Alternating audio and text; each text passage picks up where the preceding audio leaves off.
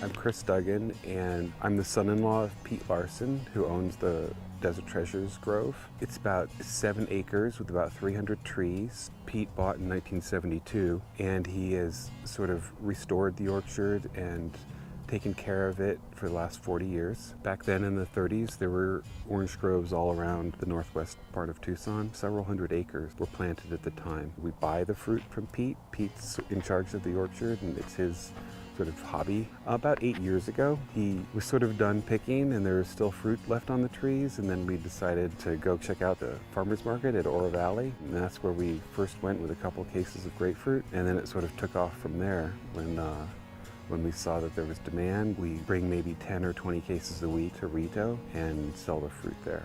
30 or 40 varieties of citrus that are grown here. There are 4 or 5 different types of grapefruit, 6 or 7 types of mandarin, 5 varieties of oranges, from Arizona Sweets to Navels to Valencias to blood oranges, maybe 4 or 5 different varieties of kumquats, mewas and nagamis and fukushus and mandarin quats and lime quats. What our growing practices are is a big question. You know, we tell them that there's no spray and we use organic fertilizer and well water. It's local and it's family owned. We're one of the closest vendors to market, which is convenient for us because we don't have to drive an hour like some of our other vendor colleagues. For us, it's pretty easy to answer, you know, that we're from the northwest side of Tucson, about 3 or 4 miles away from the market. The dates, that's my hobby. Pollinate them and thin them and then bag them and then pick them in August and September. One of the main citrus varieties that's the most popular are these Arizona Sweets. It's a low pulp, very aromatic juice orange. We usually sell those from late January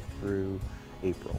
The beginning of the season is in early December with lemons and navels and some red grapefruit. Fruit does continue to grow through the season, and so if you leave it on the tree a little longer, then you get a little more of it. You can find Desert Treasures at Rito Farmers Market at the Rito Park on Sunday mornings.